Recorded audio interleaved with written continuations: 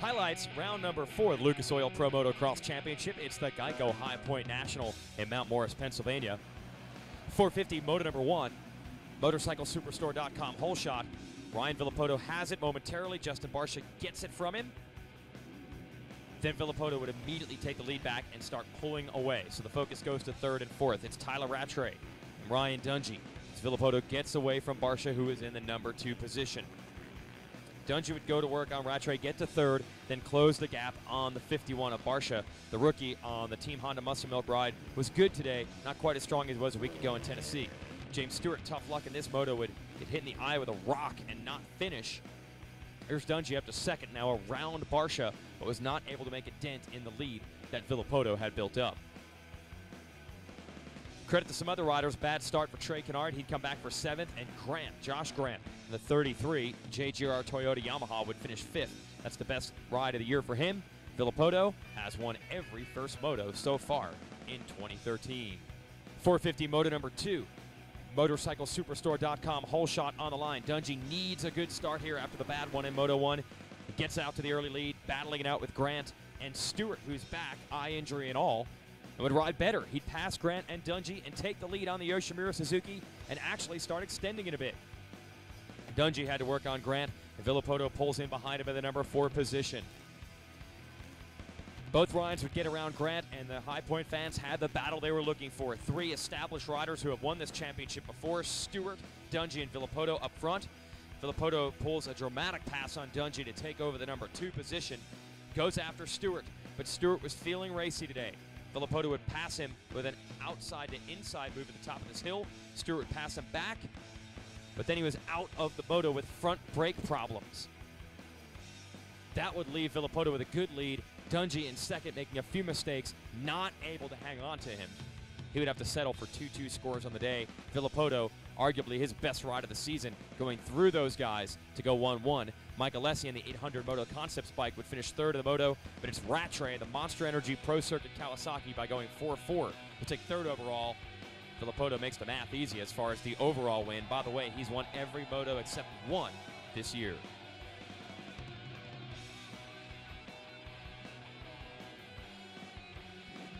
.250 class. See that red fender on the right? Cole Seeley, Lucas Oil Troy Lee Honda rider.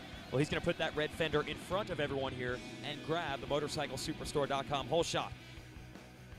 Zach Osborne, 338, GEICO Honda takes the lead from him, but soon everyone would fall under the spell of Ken Roczen. He would go from 9th to 1st in the first lap and then start distancing himself from Seeley, Marvin Musquin, and the rest of the field.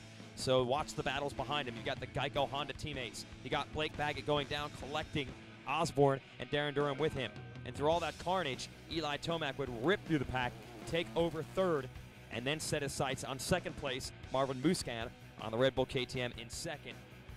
They would eventually push themselves close to Roczen, but not quite close enough to put the pressure on.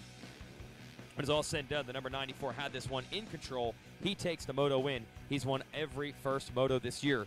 Sounds kind of like that Villopoto guy. 250 moto number 2, MotorcycleSuperstore.com hole shot. Going to go to Musquin, who has yet to win a moto in the United States, even though he's won a couple of overalls. Jeremy Martin, Zach Osborne, Joey Savaggi, Roczen right there early on. Roczen would start making tracks toward the front of the field again. He's going to have to challenge Osborne, who is in 2nd. And Jeremy Martin of the MyPlash Star Racing Yamaha 3rd. Savaggi in there as well. Not seen Tomac, who had a bad start. Good job by the rookies, Martin and Savaggi, to hang with the veterans early in this one. But it would boil down to the 2 KTM riders out front. They would have to deal with Osborne for a little bit, who was in 2nd, holding strong. Second half of this race, though, Roczen would close in on Osborne just as Osborne closed in on Musquin. It was a good race. Roczen would take over the number 2 position and get right behind his teammate Musquin. The final 10 minutes of it, Musquin dealt with heavy pressure from the 94. He survives it, holds on to win the moto, and with 2-1 scores, he's your overall winner. That's 2 straight overall wins for the Frenchman. Women's class back in action at High Point for round 2 of their Triple Crown. Off the start, pair of Yamaha riders, Mackenzie Tricker, the youngster out of Australia, and the veteran American, number 2, Jessica Patterson, along with Japan's Sayaka Kaneshiro up front. You can see how difficult this track was, all the rain they had taken on earlier in the week. but it certainly didn't slow down Tricker and Patterson, who set sail up front. But check out Kaneshiro. Due to some inconsistency of other riders, the Honda rider is actually leading the points in this series actively since Courtney Duncan, your Hangtown winner, is out with a wrist injury, and Kaneshiro kept Patterson and Tricker in sight. Yeah, good racing up front between Tricker, basically a rookie to the pro ranks, and Patterson, the 6-time champ. Here they are side by side past the mechanics area. Tricker on the Rock River Yamaha having none of it. Patterson riding an NFAB Tylube Yamaha would try to get by her. Then finally, on the last lap, Patterson takes the lead. Tricker said she was riding with a knee injury in that one. Knee kept popping out. It allows Kaneshiro to take over second, and a disappointed Tricker ends up third after leading most of the moto. Moto number 2, Patterson sure had to work for it in that first moto to get around Tricker on the last lap. Didn't want to mess around this time. And the number 2 is going to put her NFAB Tylube Yamaha up front off the start. Now that's all good as far as for Patterson winning the overall, but in a 3-race championship series, she's got serious ground to make up in the points. And the rider that's leading the standings, Kaneshiro, was darn strong today. Second in that first moto, and look, she would not let JP Money off the hook. Kept the heat on her throughout this second moto on the Honda Muscle Milk machine. Kaneshiro doing what she needs to do. Doesn't have to beat Patterson in the motos to get the title. She just needs to stay steady. Also credit to Taylor Higgins on the 84 Honda here, who would take third overall. Tricker, of course, having that knee injury to open the door for that. There it is, checkered flag, 1-1 performance for JP Money. But Kaneshiro on the left carries a 14-point lead in the finale at Southwick.